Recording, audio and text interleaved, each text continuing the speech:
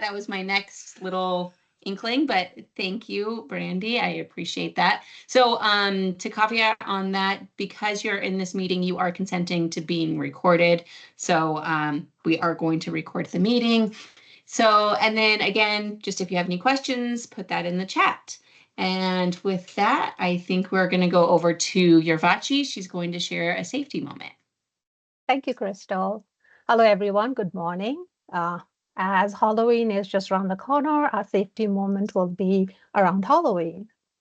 So be alert, watch for trick-or-treaters when driving on Halloween, slow down and scan the road as you drive, pay attention, put electronic devices down, keep your head up, and look both ways when crossing the street. Be visible and stay warm, wear bright reflective clothes and costumes, and dress appropriately. Last but not the least, candy check. Tell your children not to eat any treats until they return home. So stay safe on Halloween and stay warm today. Thank you. Thank you, Rashi. Thank you, Crystal. Welcome, everybody, again. Today, we're going to have a great presentation focused on compliance on DBE using OpenGov. So it's going to be a presentation not only related to how to register, but more so how to navigate in the tool that we have, which is the procurement portal that we use in RTD for every and all procurements. Pretty much. So before moving on, I would like Crystal back just to tell you pretty much about the overview of the whole presentation. Go ahead, Crystal. So we're going to be going over OpenGov, which is our procurement portal. So it will help you navigate the current and upcoming solicitations, how to follow a specific procurement, identifying bidders and proposers within that procurement. Also, you're going to find instructions on for bidders and proposers, how to find the DBE and SBE enclosures, and the contract requirements. So we're going to cover a lot about how to bid and how to navigate OpenGov. So Alexis is going to be fast-paced, so try to put all of the questions in the chat. And then it's on. Thanks, yes. Alexis. Thank you, Crystal. So the presentation will go really fast on OpenGov, how to register, because we've been talking about this for a couple of meetings already. But before moving on, and only the ones that are not registered, would you please answer this question? How many of you are registered in OpenGov? Of course, if you are registered, you don't have to say anything. But if you're not, only the ones that are not registered, including the chat. Alex, yes. I don't see your screen. You don't? Okay, let me just do it again. These PowerPoint presentations are always a little bit challenging, but let me go back to the presentation really quick. So good to know. Sorry to interrupt you. No, you're fine. Better to do it now that middle way. We can see it. It's not in the. Yep, there you go. It's taking a little bit of time, but it's going. There you go. How about now? All right. So can you see it? Yes. Good, good, good. So how many of you are registered in OpenGov, but only the ones that are not, if you don't mind, and I'm clicking here, and I don't know why this is so crazy. My computer is not moving, but let me keep trying.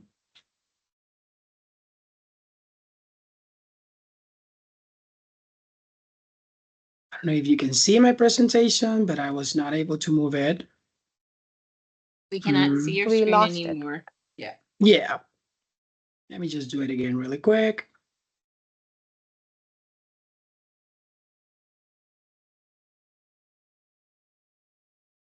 And you tell me. I'm seeing thumbs up, so that's good. We got 2. Yeah, I don't know. Something's wrong with my computer. Okay, I think you can probably see it, but the thing is, I'm trying to share it. I don't know why. Can you see it now? Full screen? Good. Yep. Good. Finally. All right. How many of you are registered? If you don't mind going to the chat and including Orvachi or Tony or Jose Crystal, can you see any particular number of amount of respondents that has said they're not registered in OpenGov? You We see don't any? see anyone who's not, but we see a lot of thumbs up. Nice. All right. Well, if you're not, most likely what we found is that only 25% that include their email is actually properly registered. If you're including only your email, I mean, there's a lot of stuff that you're missing in OpenGov. Especially, you're not going to be able to upload or download any potential bid or proposal. So quickly, how to do registration? The first thing is signing up and establish business with RTD icon. So when you go to RTD-Denver in the web, you're going to land in RTD website. You scroll down and you go to doing business with RTD icon. Click there and you're going to land in this particular page. So once you land in this particular page right here, click on establish business with RTD. Again, most of you, maybe some of you, actually has only entered their email. If you enter only your email, you probably will have access to see or receive information about IFB and RFPs, but only the notifications. But if you want to keep working with RTD and do something, I mean, you got to move on to the next step, which I don't know again why it's not moving. Just bear with me for a second. Alexis, do you want to email me the presentation and I can share my screen? Yeah, let me just, right now it is something that did not happen before, but Thanks for hanging out with us while we're dealing with this, guys. We appreciate it. yeah. It wouldn't be a normal Teams meeting if there weren't technical difficulties, right? Yeah, the presentation is easy, but also what I'm going to do while you actually get the presentation, Crystal, let me know if you get it. Once you get the presentation, the only thing you need to do is open it and share it. But while you do that, can you guys see my screen? No. All right, let me really quick go back to the screen. You see it? Yes. All right. So I'm going to try to go over exactly the presentation, and I'm going to share the presentation in PowerPoint with all you guys. But first of all, if you go to any search engine website, for example, I mean, I have Firefox. If you type rtd.denver, you're going to land here. You're going to click on RTD. And then once you land in RTD website, like I was mentioning, scroll down and go specifically to the very bottom where you're going to see this very menu right here, doing business with RTD. So once you do business with RTD, in order to register your firm, you have to click in the first icon. So once you click in the first icon, you're going to land here. And what you're going to do, you're going to add your name or your email, I just said here. What happened once you have your email included, you're going to receive an email notification to follow up steps to actually not only sign in, but also complete the registration process. So, Alexis, I'm sharing my screen, so let me know where you're at. Okay, if you are, that's perfect.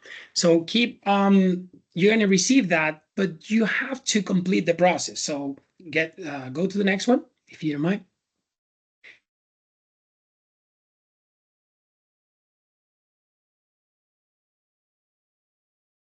Else about RFPs and IFBs and all that stuff, but you won't be able to download anything because you have to create your account.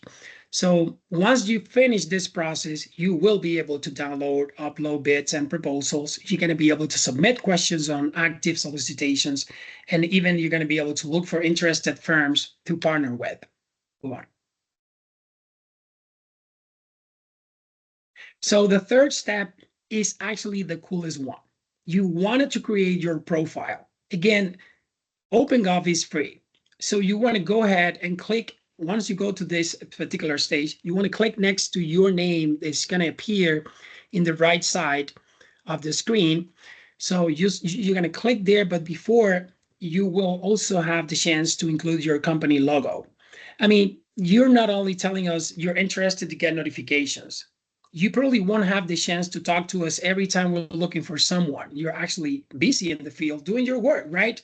So we want you to include all information possible so we get to know who you are. So not only your logo, but also your commodity or next code. If you want to do that, you click on next to your name on the top right side. Go to the next slide. Go it again. And then once you do that, you will see that this window will open. Go to company profile and go next.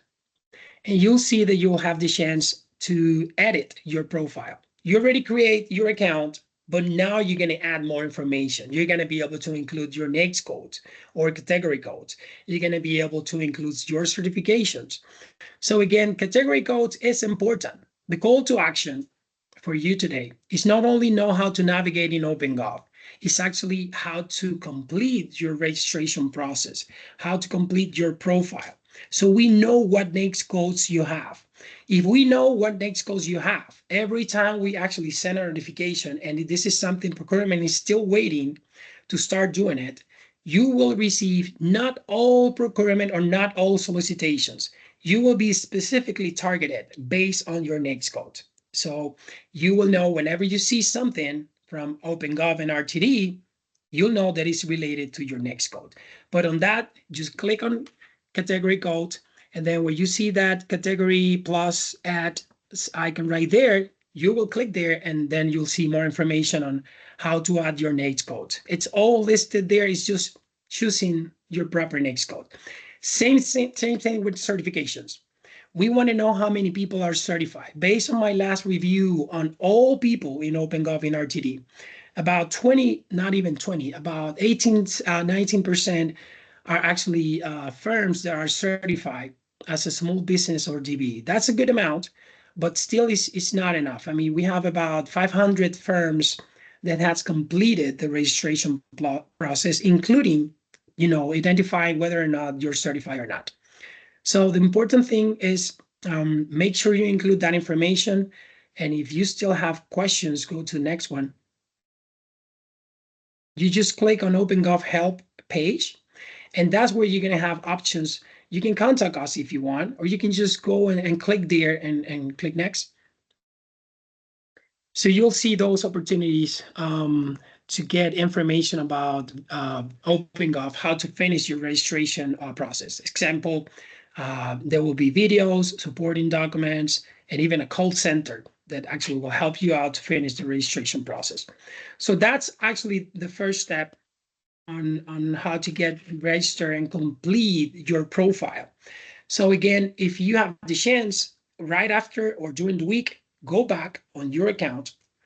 If you have an issue with logging in, there's instructions to get an email and log in again and complete the registration process. We still see about 20 out of 2,500 firms that has completed somehow the registration process, not only including their email, almost half of them, if not more, are missing next code, logo, if they're certified or not. So there's a lot of information that you might want to include there. So we wanted to get more information from you, easier than just getting and trying to contact you, which is something that it would be easy, but I know you guys will be busy, so you might want to have that information already entered. All right, moving on. The first couple of minutes on this presentation was to talk to you about how to register, and this actually refresher on doing that. Now, what do you do next with OpenGov? So you're getting emails. You're getting emails from SBO staff. You're getting emails directly from OpenGov. I'm not sure if you're putting attention on those emails, but this is what we're finding. Not all our procurements are actually being responded. So we're not getting the responses from the community, even though we know there's potential businesses that are capable and able to do the work we're looking. So either we're not getting to you the way that we want it, either that maybe someone in your team is not putting attention on those emails, maybe there's too many, but we want you to pay attention on those. On the other hand, instead of waiting, if you go to OpenGov at least once a week, you spend maybe 15, 20 minutes once a week, or maybe even less, 10 minutes. If you're interested in some information, then you spend more time. But at the very minimum, 10 minutes, you go to RTD's website and you go to current solicitations. Go next. You're going to click there on current solicitations, and easy, you click again on current solicitation just to go specifically on the list of projects that we have posted right now. So these are the current list based as of yesterday. And you see, you'll have the project title, project ID, if there is any addenda, when it was released, and what is the due date. So not only we have the project title, but also on those projects where we have a DBE or SBE go, you'll see that is next to the title. Inside parentheses, you'll see 5%, for example, this one, 5% DBE go. So if you click on one of those, go ahead. So this is where you're going to see in the title, light rail level onboarding feasibility study, which has 5% DBE goal. Why is that? Because that project has federal funds.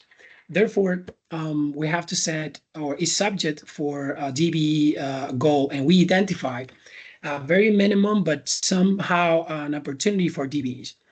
So you'll see in this page, for example, the project ID, who's actually requesting the proposal, which is the planning department. You'll see the release date, which was Tuesday, September 17, and when is the due date, which is Tuesday, November 12. Once you see that, my recommendation is to include in your email two different dates. One, or even more if you want. One is, when do you need to start working on this particular proposal? You don't want to put November 12th and that's it. You want to put weeks before so you can work in this proposal. Or as a matter of fact, if you want to partner with someone, you can actually include in the email when is there you're planning to reach out to someone to partner with and try to come up with a proposal together. So if you want to know with who you might want to partner, if you feel your company is still growing, you might want to go and click on this follower link. When you see this red arrow, you see followers, you click there, and this is what's going to open. Just the follower list. This is just a few of them. There is plenty more. But then next to the name of the company and the contact info, they will tell you if, they will self-identify themselves as a prime, as a sub, or maybe none. So go to the ones that identify as a prime. If you think you want to partner with someone, but you don't want to be the one submitting the proposal. On the other side, if you are the one interested to submit a proposal, but you need those subcontractors to meet the DBE goal, they might be some. They might be some companies like Barriat, which is the one that we have here, which may be a DBE. And actually, as a matter of fact, I know them. They are a DBE company. And if you keep scrolling, you'll see more companies as that one. So again, this follower list is just a good way to look to other firms to partner with, either if you are from the prime perspective or if you're coming from the subs perspective. Information is there, name, emails, and then you can just, send them an email and say, I'm interested. It's just that, I wanted to do this portion and I'm a certified DBE, or I'm not a DBE or SBE. I can just wanted to work with you. So go ahead and partner with someone to do those work for RTD. Click next. Alexis, there's a question here, if you want to Yes. answer that. It's from Irene Law. She says, not sure if this was addressed yet, but how do you add NACE codes to your profile? Yes. If you go back, Crystal, few slides, and then we go back really quick. Yes, right here. Go back to the previous one. Next one. No, go to the back. The other, yeah, that one, not that one. Keep going. So once you go to company profile, you're gonna hit on the previous one. Actually, you're gonna hit next to your name, which is at the top right corner. Click there, and you will click on company profile. If you click on company profile, go next, Crystal. You're gonna see edit profile, and then you click there on edit profile, click next, and this is where you actually add your NAICS codes. you're going to have chances to edit your company information in the first tab. In the second tab is category code. That's where actually you add your next code. So you're going to click categories, you're going to go to next code, and there's going to be multiple options. All next code will be there, so you can just pick those next codes that actually applies to you. Hope that answered the question. Any other so far, Arashi? No, Alexis. Perfect. Will this presentation be provided to the attendees? I think the answer is yes. We'll be sending a PDF of this to you guys by tomorrow, hopefully. Thank you, Rashi. That's exactly right. If it's not today, at the latest tomorrow, we'll be able just to send you a copy of this presentation and also the chat. So all questions and answers will be addressed right there. So one more question, sorry. That's by Janina Ferguson. Where can you check what kind of business opportunities the RFP will have? If I'm a public engagement company, will the RFP mention if there is a need for it? The RFP will include the general scope of work. We're going to get there in just a few minutes, but that's when you go to the RFP and you open specific task, you'll see if there is any public engagement, and then you will know there's a scope included in the project and I'm interested. So that's when you want to go back and see who are potentially the ones identified as a prime, and you can just identify yourself. I can do that portion. I'm actually expert in that particular portion for you guys. And they're looking for those people. So this is how you do business with RTD, not only looking as or trying to be the prime, but also doing a portion of the work. I hope that answered the question as well. Go back just one slide for sec, Crystal. Yes, so once you go there, this is actually on current solicitations. You'll have all that information available. And we're going to go back to the live OpenGov, and I'm going to try to navigate a little bit more with you guys. So now that we saw how to navigate a little bit on current solicitation, let's go to upcoming solicitation. Let's go to the next one. So the next one is easy. You're next to the current solicitation is upcoming. Click there. Go next. And you'll see just the ones that are listed as upcoming. We don't even know when. If you see the release date is empty, the due date is empty, but you know that it's coming. So at this point, if you open OpenGov today, those are the three that you're going to see. Public Safety Software Suite, Railcom Supervisor Control and Data Acquisition, and External Auditing Services. Auditing services, very specialized in financial field consultants. So we do have small businesses, even if they're not certified, that will be great to have you guys submitting your proposals on this auditing services. But you have to be aware that you're not going to see a specific date. So like I said, at the very minimum, once a week, go and visit RTD website and try to see if there's something for you there. Go next. Now, what happened when a contract has a DBE or SBE goal? So first of all, the solicitations will clearly state when there is a DBE or SBE goal. Next to the title, and once you click, and I'll show you where, you'll see that there is a DBE or SBE goal.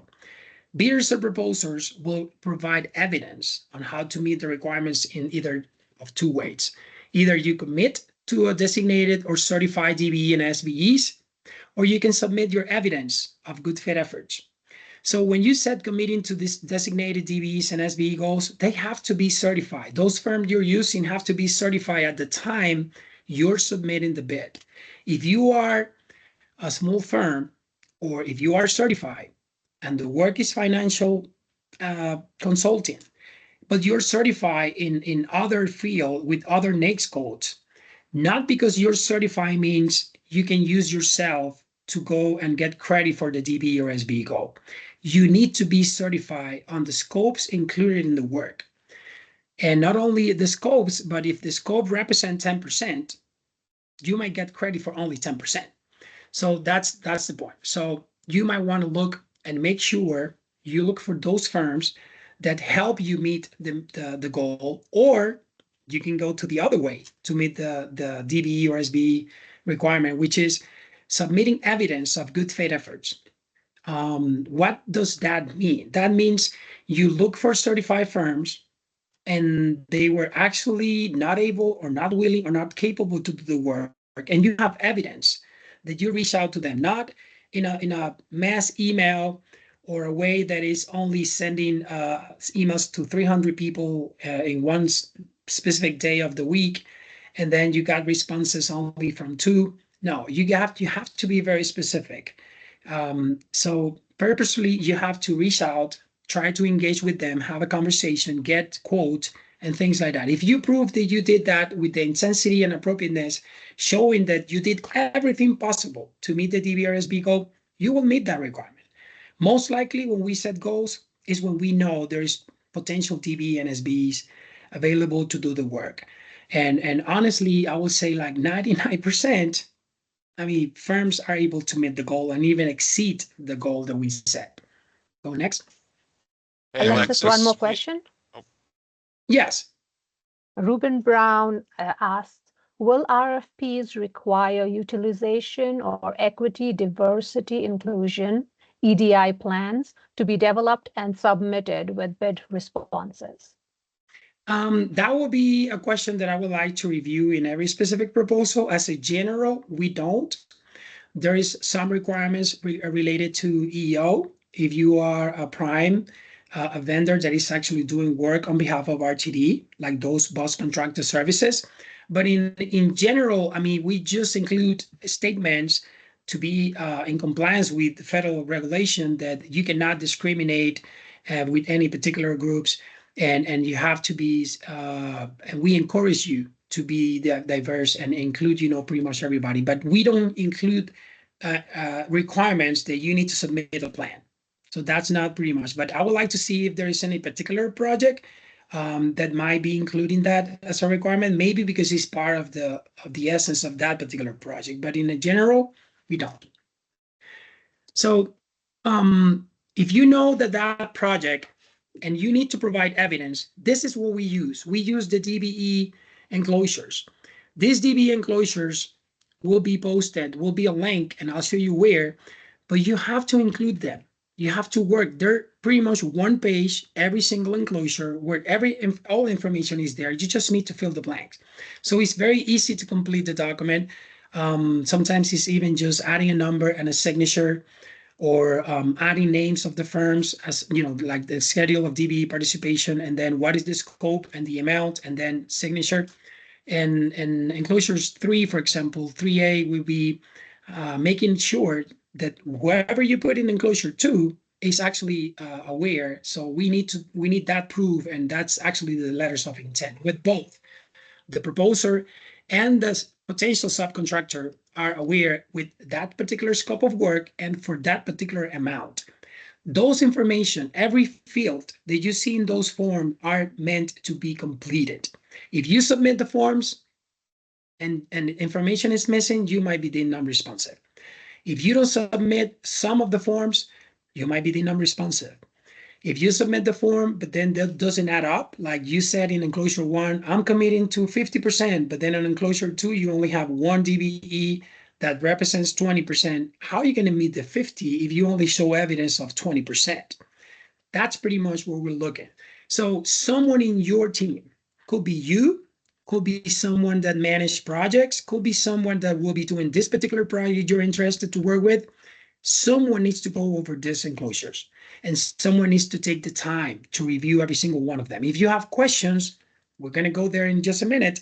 There is inquiry period where you can submit those questions, or you can, if it's not the procurement period and it's way before, and you have general question about DBE enclosures, just send me an email, or just send an email to Crystal, Jose, Tony, or Vashi. We will be more than happy to assist you in clarifying those particular questions you might have related to enclosures. Again, if it's part of a very specific solicitation, you need to do it through OpenGov, and you need to do it only through the window, which is the inquiry period. And I'm going to get there in just a minute. Go next. I'm clicking next, like I'm the one who's controlling the PowerPoint. I miss you.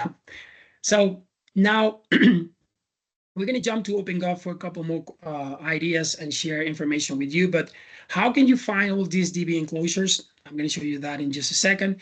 Instruction to proposers, bidders. How about the DBE contract requirements, where you're going to find it. What about if I have questions? Could I request support from SBO to address questions on DBE or SBE matters? Pretty much all answers are yes. We just have to go there. Alexis, yes. before you start off, there's a question from Vanita Curie. Enclosures, is this a requirement for the prime, not the subs? Some, I will say, if you go back to the enclosures, if you don't mind, Crystal. So all of them needs to be submitted by the prime. But for example, enclosure 4, it's something that needs to be completed by any subcontractor, regardless if they actually will be doing work for the work. So the proposer is responsible to handle a copy of enclosure 4 to every single potential subcontractor and ask them to complete that information. Why? Because we are required to submit that information to the FTA. They want to know who actually bid on this project as a prime or as a subcontractor. Meaning, if you are a sub and you're getting information about a contract and you're going to be involved in the contract, just ask them, hey, I know there is one enclosure that I need to complete myself as a sub. Which one it is? Enclosure 4. If you have more than 50 employees, and that will apply only in enclosure 5, you have to also include enclosure 5. So that's, or your contract amount is more than $50,000. So enclosure 4 and 5 are meant to be completed by and submitted by the prime, but then the subs needs to have, the prime needs to hand the copy to the subs, and subs needs to complete those forms and submit it to the prime. All those forms needs to be submitted by the prime or proposer, as you said, or bidder on the due date, not later. If you wait until you submit your proposal or bid, and now you're actually requested to, or we actually deemed you're not responsive, it's just because you did not complete this particular requirements. Hopefully, it's going to be easy for you to understand that. Does that answer the question? I bet, but I want to make sure. I think so. She said yes. Nice. All right. Thank you, Vanita. So now let me just share myself. I'm going to try to share my screen. Me sharing has been not so nice. Oh my gosh. Now I don't know what's going on with my computer, but anyway. I can try to navigate it too. Let me see if I can do it. Can you see my screen? Yes. Nice. I think we can take it. I can take it from here. All right. Like I mentioned, if you're going to go live, you're going to go to Doing Business with RTD at the end of any landing page of RTD website. And then you go to current solicitation, which is the second tab. And then you go to current solicitation again here. And let's say we go to that project that has a 5% DBE goal. So if you see, this is my screen. This is exactly where you're going to see. You click here in 5%. And again, all information is here. But one thing is, first of all, you're going to have the overview, the summary of the contract. You're going to see the background of that particular contract, the timeline. It's all included in the landing page, in the first page. We already reviewed this, so I'm not going to go back. But if you want to know more information on a very particular project, always will land in this overview tab. If you go to project documents, this is where things get way more interesting. So you go to either introduction, summary again, background, or you can just go to specific instruction. Go to instruction to proposers. That's where you're going to see specific information about where is the work, what is the cost type, award of contract, period of performance, options of this contract, and boom, DBE advantage or DBE requirement for contract with DBE goal. So you'll have this particular paragraph right here that includes the goal for this project, and it will include how can you meet this requirement.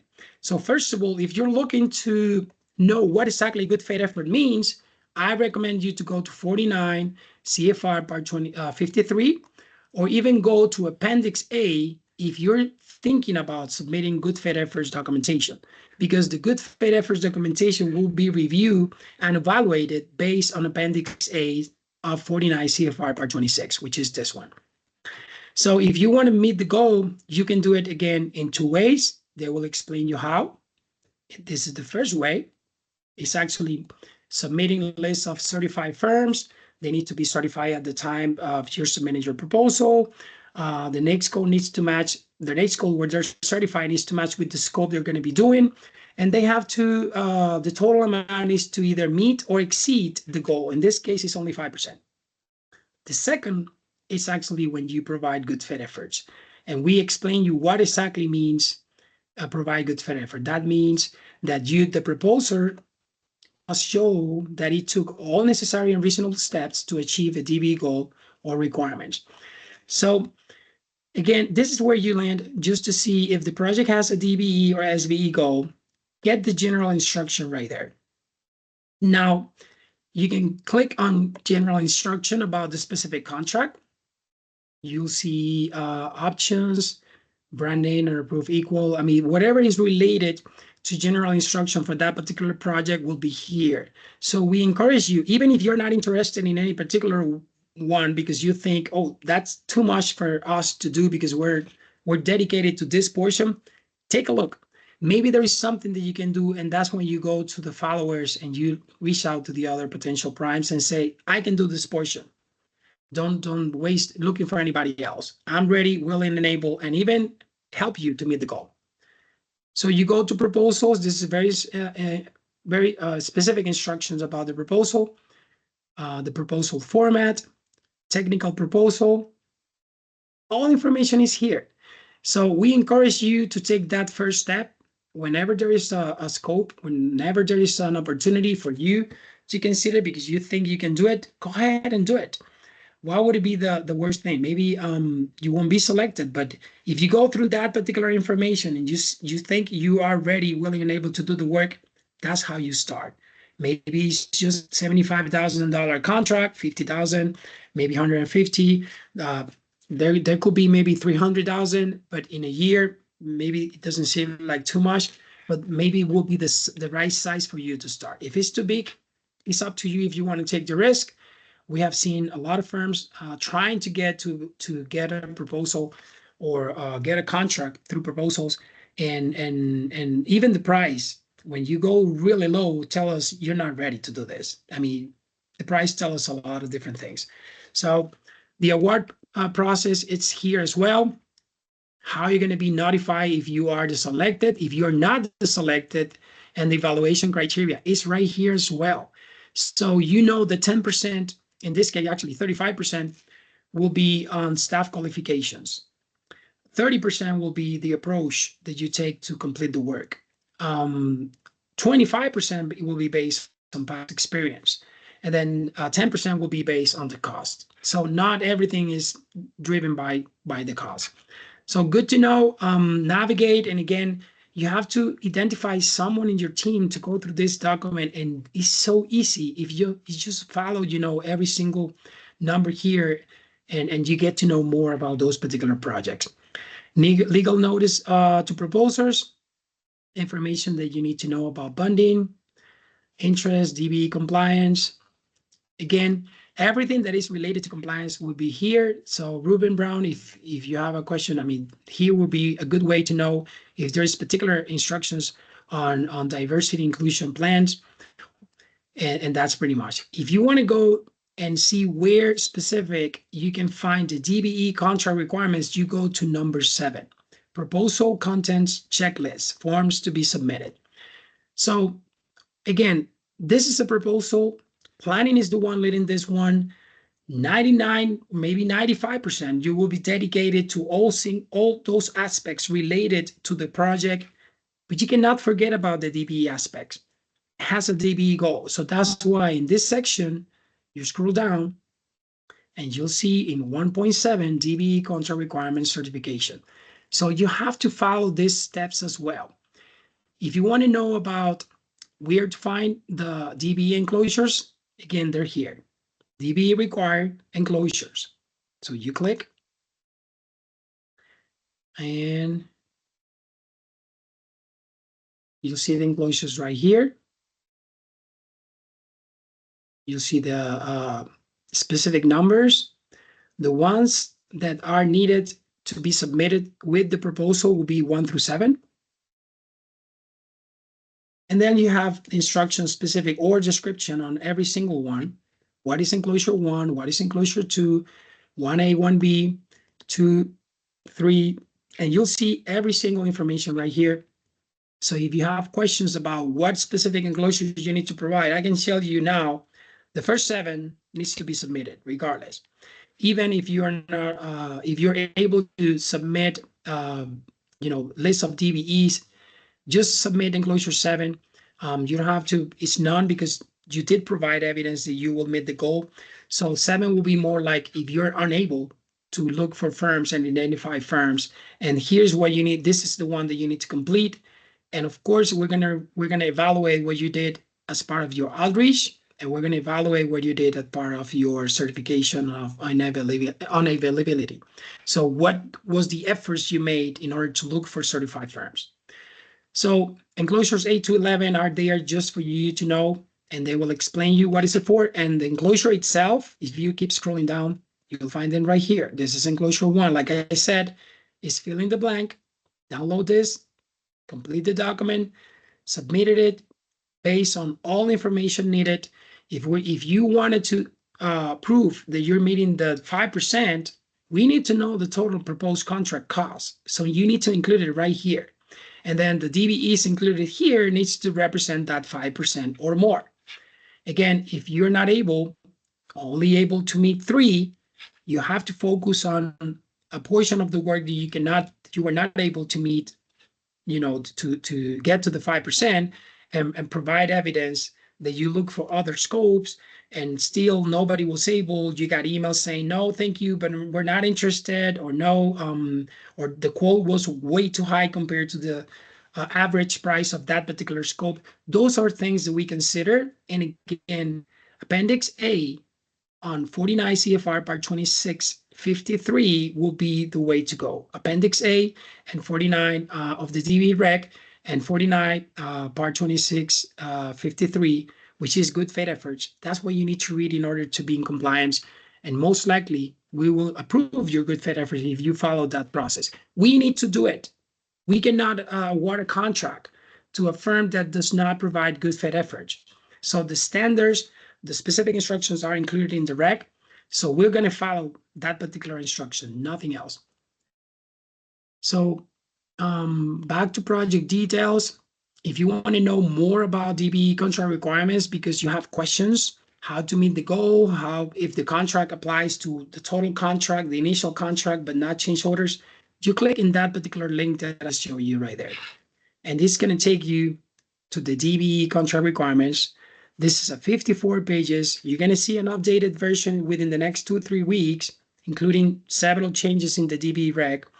But you see all the information related to specific type of contracts, what is included as prompt payment provision, and so on. So you'll see all that information right here, very detailed. Have someone in the team to read it if you have questions. But we want you to be in compliance. We want you to be successful. But you need to read this information in order to be successful. And again, if you ask me how many firms provide information in a proposal and unfortunately get considered non-responsive, there's few. In the last 2-3 years, there's been few just because they're missing information that is here. They're missing information that is posted, explained, well provided here, and still is not provided with your proposal. That means either the proposer did not take the chance to read the whole segment, or maybe didn't understand. But if you don't understand part of the process, if you want more guidance, what you do, you just scroll up and you go to question and answers. Here is actually where you submit questions and eventually where you're going to get the responses. So you're going to add the questions here within the inquiry period. And here, this is examples of questions that were submitted. And you might think, well, I see the question, but I don't see the answer, and I'll explain you why. So Anonymous on September 25th asked a question regarding this, or a comment. There is another one here. If the contractor is required to correct or re-perform, we're not in conformance with the standard in Article 4.13a, it shall be a note cost. So you'll see a lot of questions, but then you go to, and actually at the bottom of this section, after all questions, so you'll see RTD will respond to additional question received after addendum number 8 was released in final addendum that will be posted on or before November 5th. So if there is any potential question, you have to wait until November 5th to get those answers. So the addendum about responses on questions received so far, you're going to see it here, addenda. So you scroll down and you look for answers. So everything is addenda related to other aspects. You keep going down, and here it is, addendum number 7. Attached are RTD's answers previously received in the inquiry period. Also, please be sure to note all addendums and the associated changes made in the solicitation. So you click here. So I'll put cancel because I don't want to follow this project, but you can just follow this project and still you will be able to download the answers. So what is going to happen is you're going to have a document from the procurement agent, which is in this case, Matt Rishi, and you'll have the chance to go and read the question and read RTD's response. So it's a very easy way. For example, question number 22. For enclosure 2 and 3 under agreed price to be paid to DBEs, will RTD accept to be determined under this section?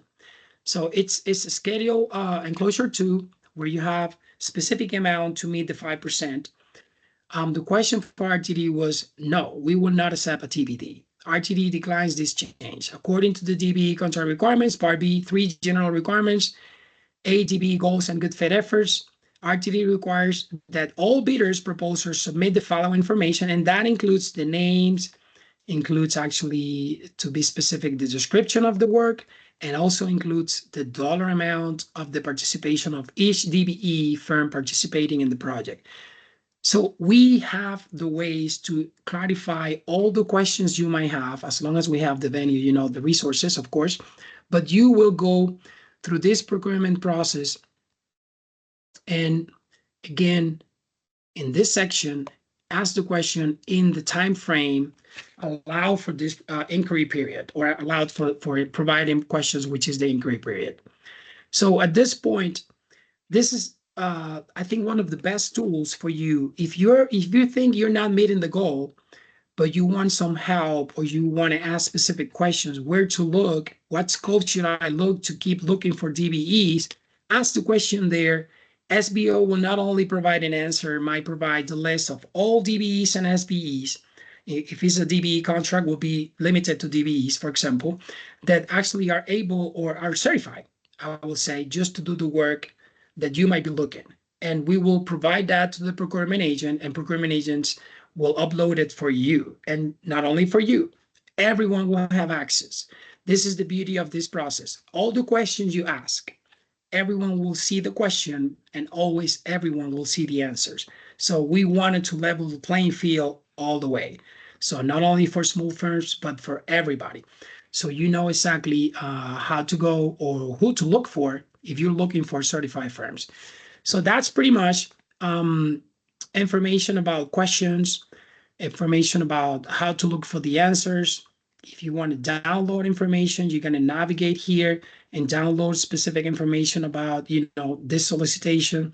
Again, if you want to know more about followers, you're going to scroll down on this one and you're going to start looking for the ones that identify themselves as a prime.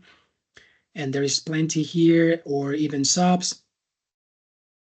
And if you are a small firm, go ahead and identify as a sub. You want to do that because they potentially will be looking for you. And then you will have another way to advertise your company is in live solicitations like this. So again, project documents will be the best way to go, specifically general instruction, or in this case, sorry, instruction to proposers. You will see instruction about the DBE goals and SBE goals, and specifically on proposal contents, you'll see where do we have the DBE and SBE enclosures, specifically the ones that apply for this particular contract. If there is no goal in a contract, I mean, you won't see this section with DBE related aspect at all. It won't be there. I mean, there's no requirement for that. So you still can work, you still can offer your service, but we won't look for any particular information right there. Urvashi, Crystal, Tony, Jose, do we have any questions so far? Yes. There's one question. Mhm. I don't know. It's prompt payment. What does prompt payment mean? The question is, they comment that has a sub. They often have to wait up to 90 days or more for payment. So those RTD as primes to prioritize payments to subs. Yeah, we do have a prompt payment provision that follows the DBE regulation. If the contract has a DBE or SBE goal, and you are actually a DBE or SBE on the project to be credited toward the goal, they need to pay you within 30 days after you submit your invoice. We manage, we follow up, we monitor all those payments to be in compliance. But RTD is one of those agencies in nation where we don't have to, we don't make we don't allow the prime to wait until they get paid to pay the subs. No, we protect the DBEs that way. And that's something that is clear in the DBE contract requirements and is clear in this instruction to proposers when you actually see is subject for the DBE contract requirement, which includes prompt payments and release of retainage.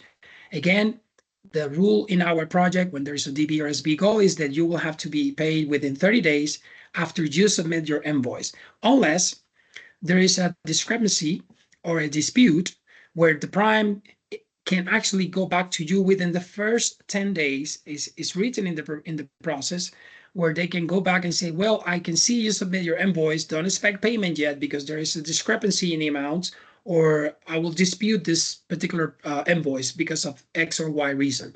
Then once you solve that dispute, then the time continues. So it takes 1 week or 2 weeks to, for the resolution, and it's still another 20 days to be paid. They need to pay you within those 20 days. So the process doesn't start over again.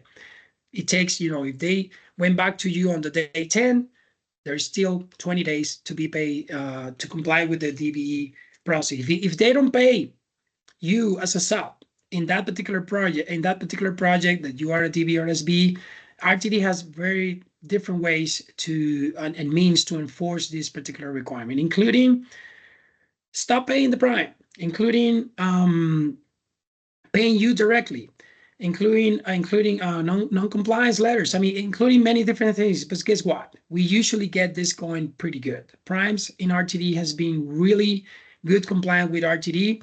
There is instances, of course, when they don't get paid on time, but maybe it's a delay and miscommunication. The invoice wasn't sent to the right person or was sent by email, things like that. Another question? Alexis, what if you're on a contract that has a DBE goal, but you're not a DBE, or is there a prompt payment for them? Yes. So the prompt payment for DBEs is 30 days. For non-DBEs in federally funded contract is 7 days after the prime was paid for that particular portion of the work. So if the portion of the work that you did the work for, that portion of the work that you are related, once the prime is being paid for that particular portion, they have 7 days to pay you. And we monitor that as well. Even if you're not a DBE, actually that applies for the non-DBEs. We have another question that, is regarding that reporting those payments. So if the DBE doesn't get paid on time or the subcontractor doesn't get paid on time, will we know as the agency? It feels awkward to report the prime as a sub is a comment. I think I did not follow the question pretty good, Jose. If you don't mind asking the question again. Yeah, if the subcontractor doesn't get paid on time, will RTD be aware of this, or does their subcontractor need to report the prime for late payments? Yeah, again, if it's a DBE or SBE, we got ways to report that. And it's a responsibility of the subcontractor to confirm payment. We already start using B2G in some projects. We're going to be using B2G for all the projects. And the only thing you need to do is confirm that you got paid, or send an email in B2G actually, or an email itself to the SBO compliance officer that, hey, I submitted invoice. It's been 30 days already and I have not received the payment, or it's been 25 days and seems like I'm not going to be paid within the time frame. So we will investigate, and yes, we're going to get involved, but you have an action. If you're not a DBE or SBE, you can always reach out. We'll help you out to get more information. We're going to contact the project manager in RTD. We're going to contact the prime, and we're going to see how we can help you. But of course, there is limitations when you have a clause, a particular provision included in the contract. We might be able to be limited to the conversation between RTD and the prime, but SBO won't have too much to get in and get an impact. So we'll be more the prime and RTD project manager on the conversation. But if it's a DBE or SBE contract, you bet we'll be involved. We're going to set meetings until we see this resolution. We report these situations to the FTA. That's serious, it is. And it's not because we want, it's because it's required. So just so you know, we're following every single requirement, and prompt payment is one of those. Any other question? Not yet. Looks like we're caught up and Okay, on perfect all right. timing. Yes, so we still have 2 more minutes. Crystal, if you don't mind sharing your slide on the QR code. And I appreciate your participation. I hope it was helpful. Again, we're going to share the PowerPoint presentation. Brenda, I know we have you in the backup for any particular question. If you have any comment, if you think we're missing something, she's the expert in OpenGov in the technical aspect of proposals. More than welcome to have you say anything if you deem necessary. Okay, thanks, Alexis. Thank you everyone for joining today. I think this information is so incredibly helpful to every single person on this team. I wish it was easier to get everybody together, but Alexis and his team do a great job of that. I would just want to make a couple quick comments. When we're talking about the NICS codes and completing your company profiles, I think that's so important. We've been pushing to encourage vendors to do that, and we are unable to start targeting our solicitations with NICS codes until we have a large percentage of our vendors who have updated their profile. So I can't stress the importance of that enough. We don't want to switch to it and only have, a third of our vendors with their NICS codes, because then no one's going to get notifications. The other thing about the question and answer, there's an inquiry period. Make sure you pay attention to that and get your questions in time, but also take a look at what has already been asked, because like Alexis was showing, you'll be able to see those even before we provide answers. So that can alleviate duplication of questions that sometimes can, add up 3-4 times we get the same question. So if it's already there, know we're going to answer it.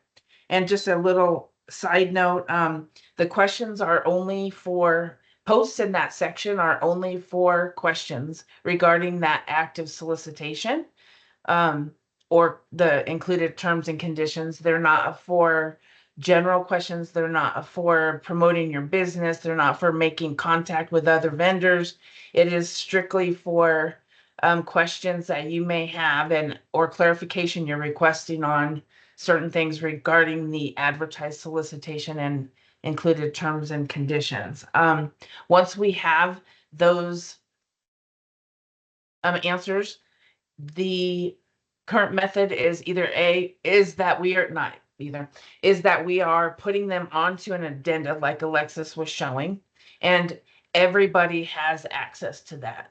Everyone can go into OpenGov, look at the addenda. It'll show that it's the answers to the questions received, and you can download that for your own record. So I see somebody's hands up.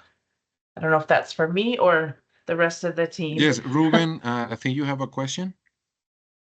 You And want we have to a They can't couple unmute. questions They also. have to put Alexis, it- just we have a couple questions also in the chat, but go ahead. Yeah, thank you for the ones that cannot stay. But if you don't mind staying for a few more minutes, we're gonna address every single question and then we're gonna go. But if you're okay staying, that would be great. Jose, if you don't mind reading those questions. Sure. Well, they're asking one if they will be able to get a copy of the questions and answers submitted in the That's chat. yes.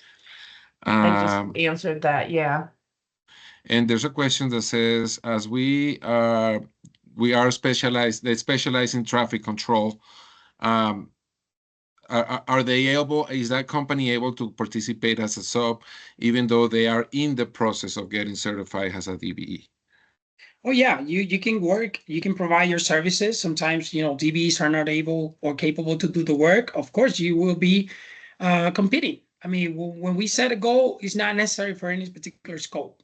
If you're not certified, if there's a DBE goal anyways, I mean, you're looking to get certified, but you want to provide contact, that prime and say, hey, I'm not certified yet. I won't be able to get credit. You won't be able to get credit for me, but I can do the work at this price. Yes, communicate with them. This is the purpose of this type of meeting. It's not only for DBEs or SBEs, it's for everybody to start communicating with your potential primes and offer your services on DBE and SBE goals. If you're certified, of course, you probably will get approached by the prime because they need you to meet that particular goal. If you're not certified at all and you want to be very easy, very fast certified, we got Tony on the line, and we have the SBE certification, which is free, is race and gender neutral. Everyone can compete for that one. And again, we actually get back to you once you submit all your documents within 5 to 6 days. So that's another way to get that going. Any other question, Jose? No, I don't see any other questions in the chat.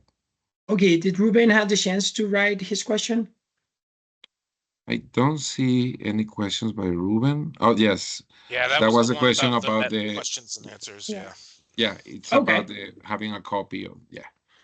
All right. Well, I think that's it. It's 10:03. We almost made it on time. 3 more minutes. So appreciate your time. If you have the chance, please aim with your phone in your camera to that particular QR code and let us know how we did. Apologize for the first issues, hiccup that we got, with the presentation. Thank you, Crystal. Thank you, Jose. Thank you, Brenda, Vashi. actually, Yes. there was a person here. There was Danny Martinez who tried to create his profile, but received an error message. So I have his email address and I can send it to you guys, and maybe we can personally reach out and get that resolved. Yes, and remember, we show you guys where exactly to look for support. We probably will be stuck, same as you were. If you want to go ahead and ask for that support directly with OpenGov, that will be great. We will be more than happy to assist you. But if you don't see, if you see, the urgency to go, they're 100% dedicated to support you guys as a user. So you might want to just go and explain, print screen and send it, in an email once you engage in communication with them, or just contact the call center and you'll get someone helping you out right away. All right, well, if that it, thank you again. Have a great rest of the week. Appreciate everybody, and we'll see you next year for the first DVAC, which is going to happen in February. So until then, see you soon. Bye. Thank you everyone for attending. Bye, everybody. Bye-bye.